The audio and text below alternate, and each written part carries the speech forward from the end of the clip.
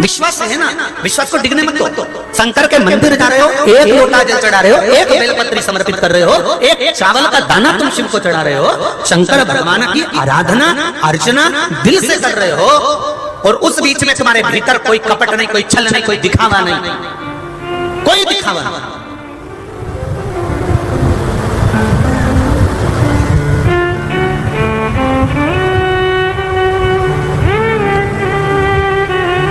दिखावे का कोई काम नहीं। और अगर बिना दिखावे के, बिना कोई छल के, बिना कोई कपट के, बिना कोई बेईमानी के आप शंकर भगवान को रिझा रहे हो, कैंसर जैसा रोग भी इस व्यासपीठ ने इन पत्रों के माध्यम से देखा कि ठीक हो गया। डॉक्टर भी आश्चर्य में पड़ गया कि कैंसर कहाँ चले गया। ये कल, अभी परसों कल की कथा में देख रहे थे, आहार नली में कैंसर।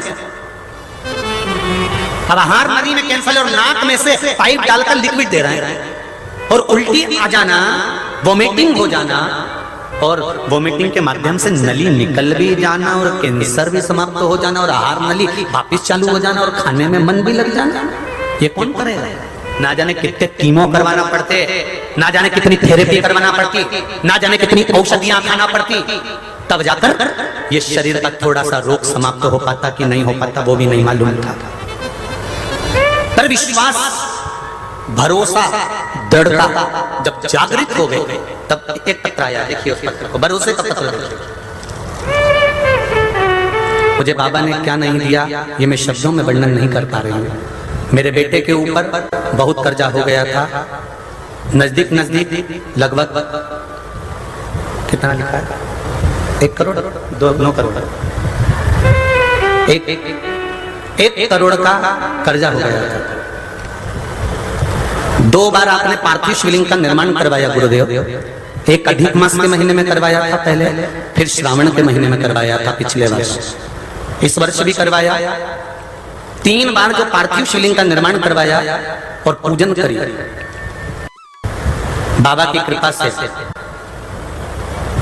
बाबा की दया से वो कर्जा शिव जी ने ऐसा मिटाया कि मात्र 1 तक का कर्जा और रह गया, बाकी का सब बाबा ने मिटा दिया।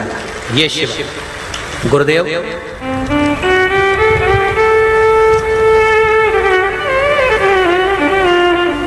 मेरी बहू इसी परली वेदनाथ की है। मुझे बड़ा गर्व हो रहा है आज कि मेरी बहू मेरे वेदनाथ ने भेजी है मेरे यहाँ। मुझे उस चीज का गर्व है कि परली वेदनाथ की बेटी मेरे यहाँ बहू बनकर आई। आज मुझे गौरव महसूस हो रहा है। बहुत बहुत धन्यवाद दीदी आपको।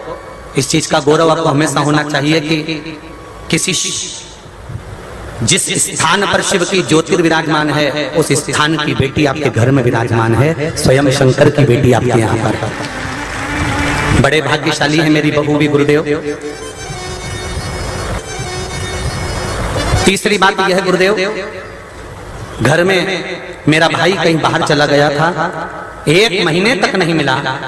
तब किसी के कहने पर हमने पशुपति व्रत प्रारंभ किया, और शिव जी की कृपा से मेरे भाई को तुरंत वो आ गया।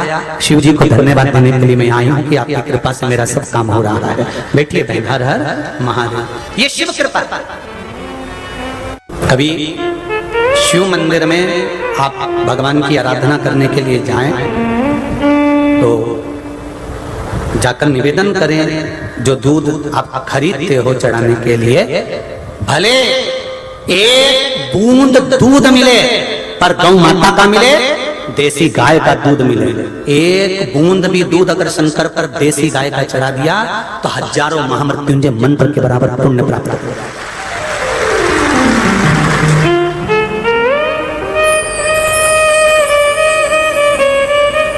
चढ़ाओ, ज्यादा नहीं है ना सामर्थ्य का, थोड़ा चढ़ाओ, पर उतना आपके दिल से, अपने हृदय से, अपनी चिंता से, अपनी वृत्ति से चढ़ना चाहिए, मन से चढ़ना चाहिए।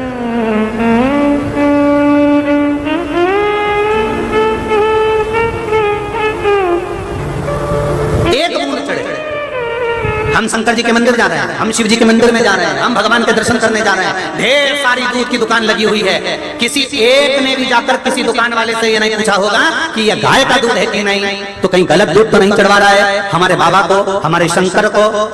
केवल कमाने के लिए तो नहीं चढ़ा रहा है, नहीं तो तू कमा तो लेगा, हमारा भी जीवन नाश हो रहा है और तेरा भी जीवन नाश हो रहा है। थोड़ा सा भले उसमें आपको कथा में कहा था कि दूध में पानी नहीं, पानी में, जम के बोलो जरा, पानी में दूध हो। हमारे शंकर जी को ये जरूरी नहीं है कि तुम हम 100 लीटर दूध भगवान शंकर को चढ़ाएंगे। अब 100 लीटर कौन सा दूध चढ़ाया तुमने, कहां से लेकर आया, कैसा लेकर आया, एक बूंद चढ़ाते परदेसी गाय का, और जाओ और जितनी दुकानें दूध की होती हैं शंकर भगवान को चढ़ाने वाली, उन सारे दुकान वालों को जो अपने गांव में, अपने नगर में, अपने खेड़े में, अपने क्षेत्र में जो गौशाला होती है, उन गौशाला में जाकर निवेदन करना चाहिए, साहब आप अच्छी अच्छी गाय पालिए, उन गाय का दूध हमारी दुकान पर लाकर बेचिए, हम उस दूध को शंकर जी के लिए बेचेंगे, आपकी गौशाला भी चलेगी, आपकी गाय का उत्थान भी होगा और गौ माता का आनंद भी होगा। पर हमने कभी नहीं सोचा कि गाय को, जो भगवान शिव को जो दूध चढ़ रहा है, दुकान वाले से जाकर नहीं पूछा कि ये दूध कहां से आया, कैसा था, किसका था, भैंस का लाकर दे दिया, कहीं गाय का लाकर दे दिया, ना जाने काय का दूध हम भगवान शंकर को चढ़ा दिया और हम आशा लेके बैठे हैं भगवान हमारा दूध हमने जो चढ़ाया वो स्वीकार करेगा। अपने बच्चे को